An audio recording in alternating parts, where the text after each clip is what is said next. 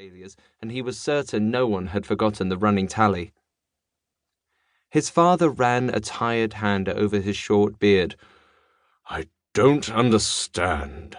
You're a prince, and handsome. Your true love's kiss should have worked on somebody by now. You do know how to kiss, right?" King Sander asked, his voice rising in panic. Benedikt groaned as a ripple of laughter rose from the crowd. Queen Ilva clicked her tongue in disapproval. "I think you two need to talk," she said, stepping closer.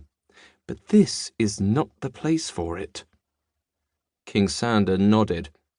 He clapped a paw-like hand on Benedikt's shoulder and led him from the throne room. They ducked out onto a balcony overlooking the citadel. The white-walled buildings stretched down the mountainside to the lake below, which fed off snow from the mountain. Beyond the lake, the fjord led to the sea, a maze of towering cliff faces few dared to navigate. It was Benedikt's home, and it would be his to rule if he ever found his true love. For a few moments, King Sander remained quiet, his eyes gazing out at his city. Benedikt waited in anguish for him to end the silence. "Please excuse my behavior," King Sander said. "It's just that I'm growing more than a little worried. People are beginning to talk." "I can't help it that I've been unlucky. I just haven't found my true love yet. Unless maybe I don't have one." King Sander cut him off with a hard squeeze to his shoulder. "Don't start to think that way.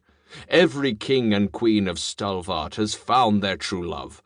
I just don't want anything to cast a shadow over your right to rule."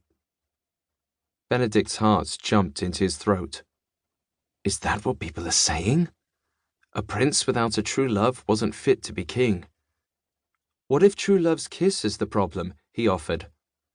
He was ready to try anything if it meant earning his place as king. It was all he had ever dreamed of, to be a man worthy enough to follow in his father's footsteps. He was an only child, and the next heir in line was objectionable, to say the least. King Sander shook his head. "It's how I met your mother. We'll expand our search, unless you've found a missing glass slipper recently."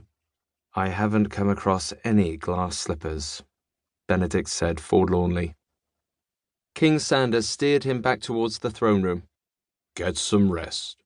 We will discuss the future of your quest after you've had a good night's sleep."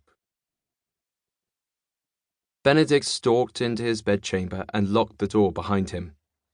He flopped onto the bed without bothering to remove his boots. The conversation with his parents had left him deeply exhausted. He'd spent years searching high and low for maidens in need of true love's kiss, and he was running out of time before his 21st birthday and the start of his regency.